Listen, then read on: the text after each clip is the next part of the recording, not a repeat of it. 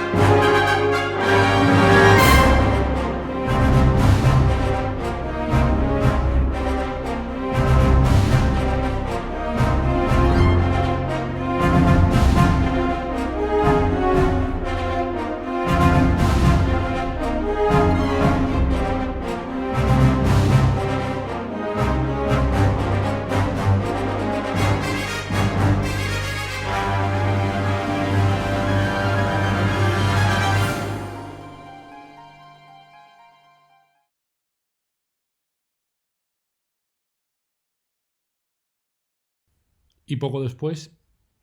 cuando ya había ganado cierta experiencia en la reparación de componentes,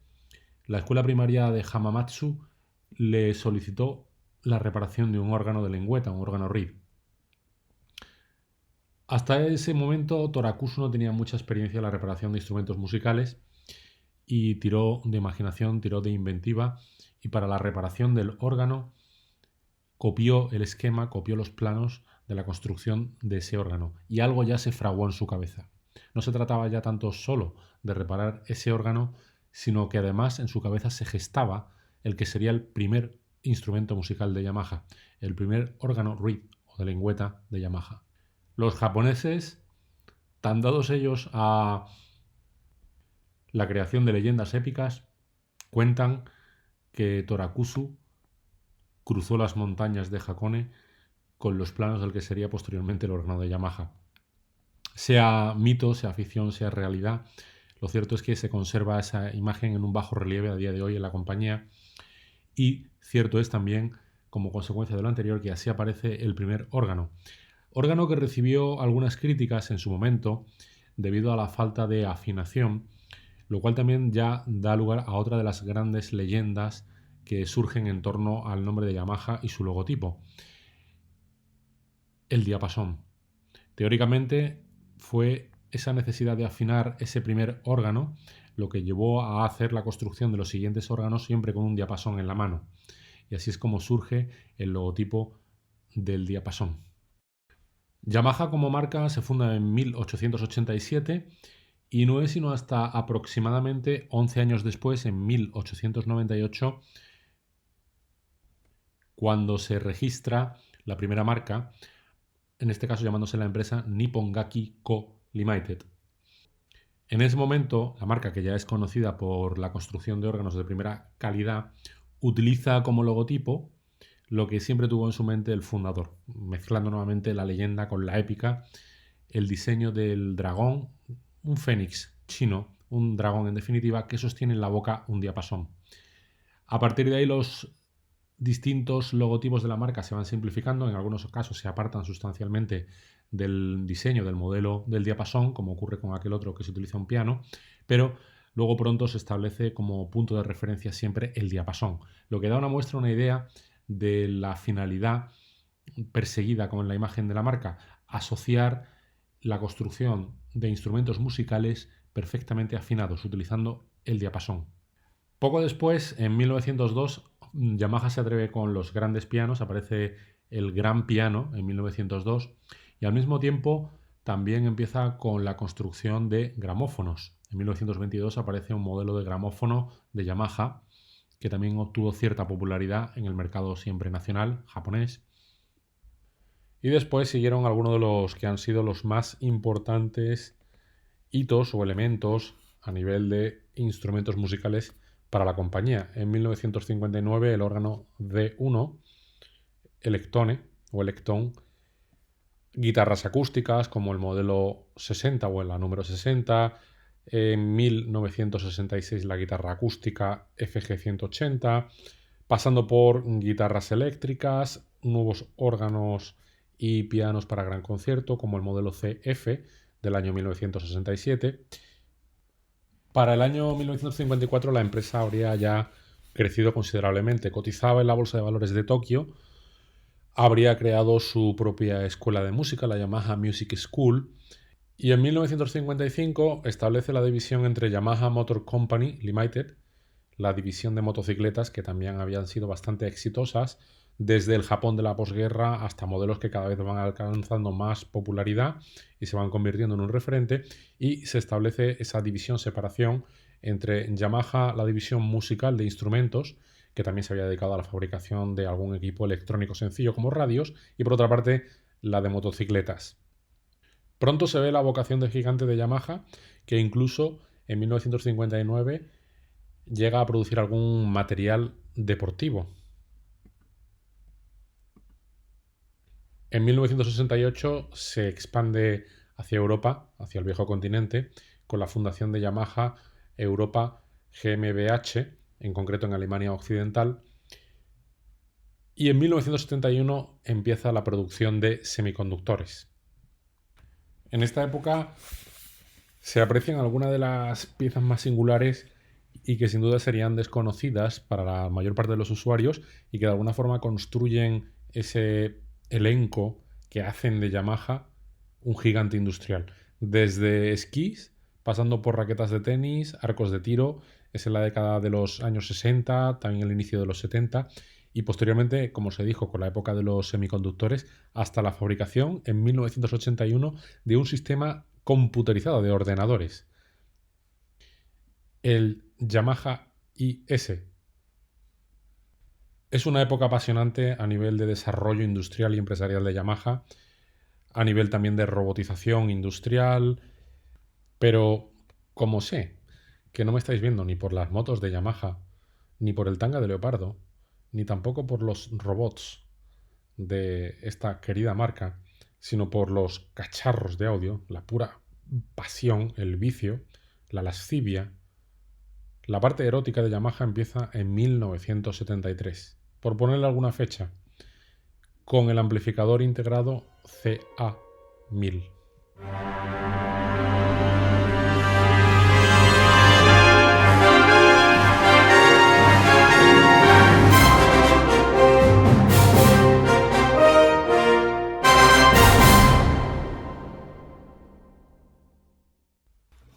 El CA1000 se considera a día de hoy una de las piezas más icónicas dentro de la marca. Integra algunos de los elementos característicos básicos y esenciales, como ese panel frontal de aluminio, el gabinete de madera, sin bordes, y sobre todo en la sección de amplificación una característica que lo hizo muy singular, y es la posibilidad de alternar entre funcionamiento en clase A pura para obtener más baja distorsión y al mismo tiempo, por otra parte, trabajar en clase B para una alta eficiencia y potencia. Aunque también es verdad que esto luego es algo que se ha visto hasta la saciedad en muchos fabricantes, trabajando, entregando los primeros vatios en clase A pura y posteriormente en clase AB en función del mayor requerimiento de potencia. Pero en realidad, antes de la llegada de la archiconocida NS1000, vino en 1973, el mismo año del CA1000, el altavoz de estantería 690,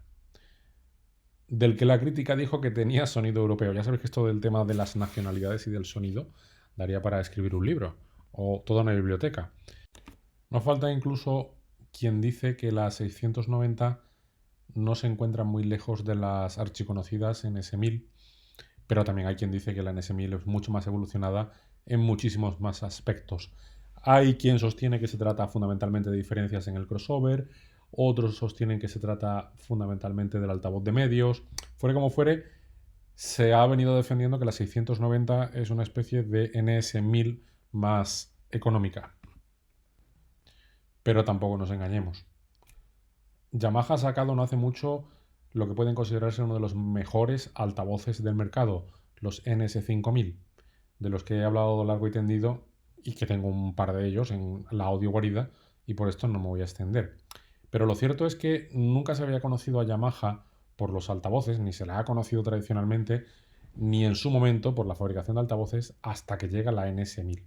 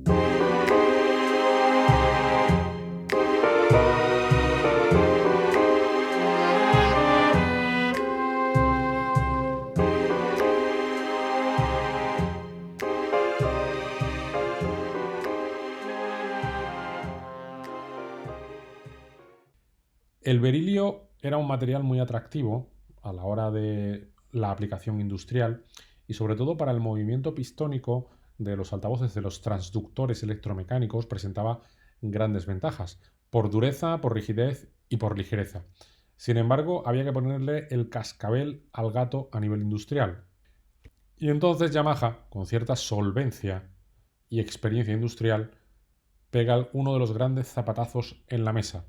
el desarrollo del diafragma de berilio que montan las NS1000.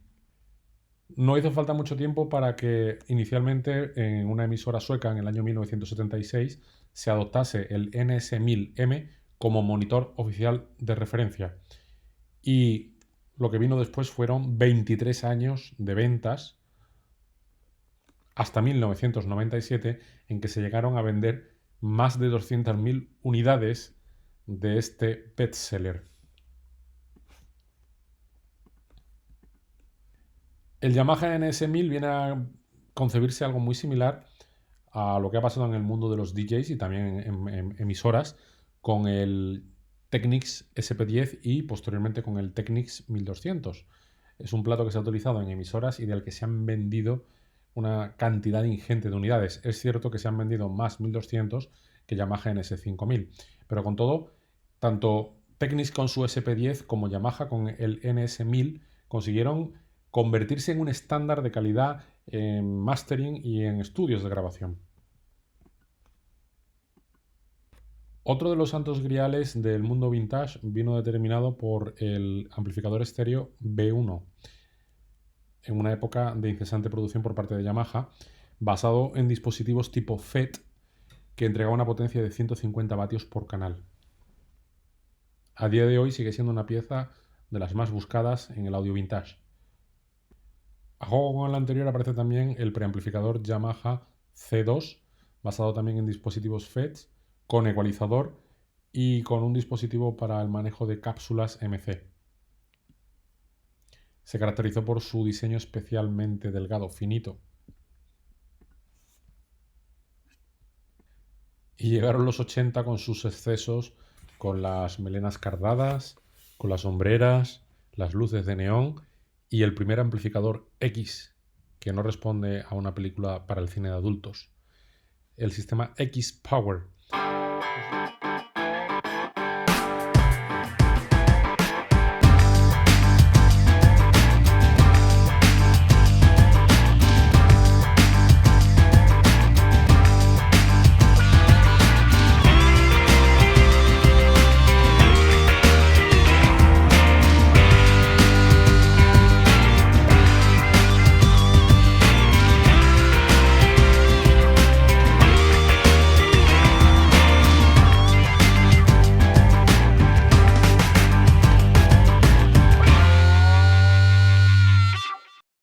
Un sistema de pirámide truncada, una imagen de pirámide truncada que se convirtió también en icónica, pero que paradójicamente no se vendió tan bien, tuvo serias dificultades de ventas. Y hay quien dice que no ha envejecido demasiado bien, pese a que ha conseguido convertirse también en otro de los elementos icónicos de la marca.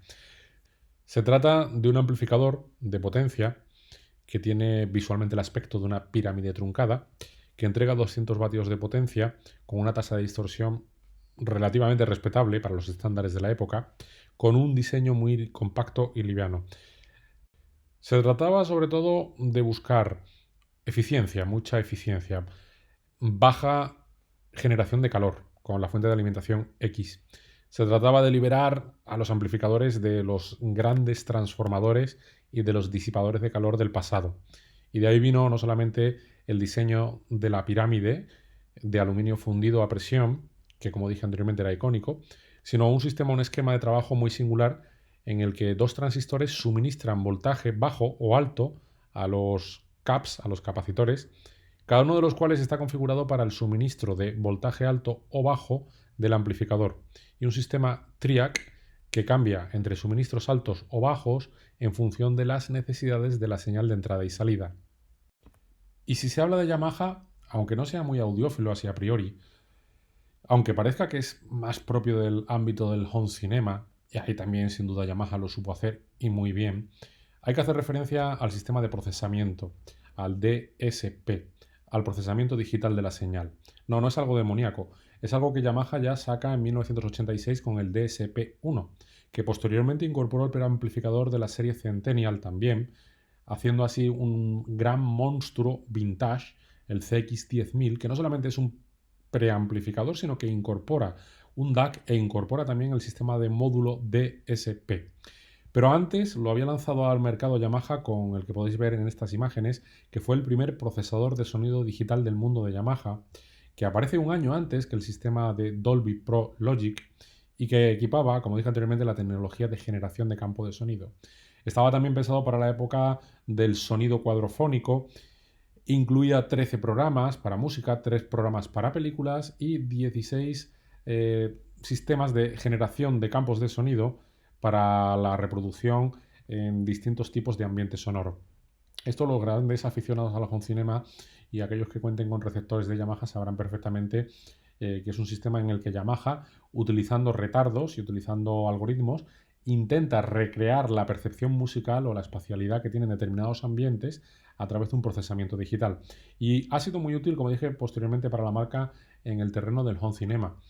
Y sin duda alguna vino a ser también otro de los grandes zapatazos o demostración de poderío de Yamaha cuando en la época de la llamada guerra del audio japonés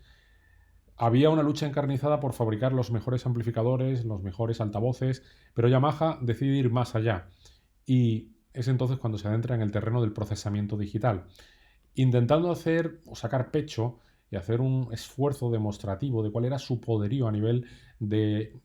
investigación y desarrollo. No solamente se trata ya de sacar el amplificador más monstruoso, no se trata simplemente de sacar los altavoces más imponentes, sino de demostrar hasta dónde llega la capacidad de desarrollo, de producción y de investigación del gigante. Por eso, aunque no sea una pieza especialmente conocida, aunque no sea algo que esté estrecha o exclusivamente relacionado con el mundo de la alta fidelidad, creo que había que hacer referencia al DSP-1. Y como dije anteriormente, el preamplificador de referencia de Yamaha, el Centennial CX-10000, incorpora la tecnología del DSP-1 y, sin ser propiamente dicho un preamplificador de home cinema, incluye también el procesado de vídeo. Y es que con el Centennial CX-10000, que se hizo para la conmemoración del centenario de la marca, de ahí la denominación Centennial, y sé que os he hablado muchas veces de los CX-10000, MX-10000, el CDX-10000, el HX-10000 y los altavoces. Los habéis visto tantas veces en la audio guarida, os he hablado tantas veces de ellos, que yo creo que ahora ya no conviene agontar más sobre la cuestión, basta simplemente con hacer referencia a ello. Pero fue una especie de ejercicio de poder por parte de Yamaha, cuando dijo, voy a poner de relieve en este momento, voy a dejar bien claro quién soy. Soy el gigante. Otros haréis cosas muy bien. Estaréis el grupo Matsushita, estará Pioneer, estará Sansui, estarán otros tantos que sin duda me dejaré en el tintero, pero yo atesoro todo un poderío industrial estoy haciendo equipos de alta fidelidad. Puede que no con tanto pedigrí, puede que no con tanta raigambre, puede que no con tanta tradición como otras, puesto que por ejemplo Marantz y Denon ya llevaban más tiempo, pero cuando me he puesto a ello, cuando he decidido hacer equipos de alta fidelidad, yo que vengo haciendo motocicletas, yo que vengo haciendo órganos, guitarras, y yo que he invertido mucho esfuerzo a nivel de estudio, a nivel de laboratorio, de cómo suenan los instrumentos y cómo deben sonar, así soy capaz de hacer los equipos de alta fidelidad. Pero precisamente por eso, como en muchísimas ocasiones os he hablado de los sistemas Centennial, os he hablado del Yamaha AX2000 con sus dos variantes, uno que tenía módulo DAC y otro sin el módulo DAC, que sería el amplificador integrado de la serie Centennial, aunque en realidad no lo fue. Pero como dije, como os he hablado tantas veces de ello y en cambio no os he hablado de algunas piezas más singulares, quiero en este vídeo dedicar ya por último, y que enlaza de alguna forma con la tradición de lo que ha venido posteriormente de la historia más reciente de Yamaha a partir de 2010, el conocido como gigantesco y tremendo, el GT2000. No confundir con el Toyota GT2000, otra obra de ingeniería y de diseño virtuosista. No, se trata de otro de los grandes tocadiscos de la historia, otro de los Holy Grail del vintage. Se trata de un sistema de reproducción analógica de muy alta gama y que tuvo la denominación GT y se decía que obedecía al acrónimo, a las siglas de gigantesco y tremendo. Empleaba un sistema de transmisión por correa y venía con un brazo de serie, el ISA1. En Yamaha todo empieza por Y, el ISA1. El brazo utilizaba un soporte de tipo cardán, aunque es verdad que en la fotografía que veis aparece el brazo ISA2, que era opcional. El pláter de aluminio fundido tenía un peso cercano a los 6 kilos, 5,8 para ser más exacto, con un diámetro de aproximadamente 375 milímetros y conseguía un momento de inercia de 1,2 toneladas por centímetro cuadrado. Como dije, el gigantesco y tremendo, el GT2000 sigue siendo otra de las piezas más buscadas dentro de los denominados Holy Grail en el mundo vintage. Y efectivamente podríamos hablar de otras y muchísimas más cosas de Yamaha interesantes. Hay quien dice incluso que el amplificador más monstruoso que hizo Yamaha fue el 501, que rivaliza o incluso dicen supera, aunque tenía configuración y concepción Pro, a la Centennial, que sería, como dije, el 501, que tiene dos versiones, se ha podido ver en versión profesional y en versión estéreo, pero como dije, no quiero que este vídeo vuelva a ser de aquellas otras cosas de la marca de las que os he hablado en tantas ocasiones, quería que fuese un vídeo distinto. Ya sabéis que a partir de ahí vino una época en la que Yamaha se adentró fundamentalmente en el home cinema, se apartó del audio estéreo, lo que a mi modo de ver supuso un gran error, y con la pérdida del boom del home cinema, Yamaha quedó en tierra de nadie en lo que se refiere al audio, al estéreo, a la alta fidelidad. Pero fue en 2010, nuevamente con la vuelta de otro de los grandes clásicos modernos, en este caso ya no es vintage, sino un clásico moderno, cuando volvió a aparecer con el AX2000. El AX2000 que volvió a encarnar la tradición de Yamaha y que dio lugar a la aparición posteriormente nuevamente de la serie 3000 y actualmente en conjunto previo etapa de la serie 5000, que también conocéis porque habéis podido verla numerosas veces hasta la saciedad en mi canal. Pero bueno, eso ya forma parte de otra historia, es la historia reciente de Yamaha, es cuando Yamaha vuelve por sus fueros y eso lo dejamos para otro vídeo. Muchísimas gracias por vuestra atención, como siempre, truanes.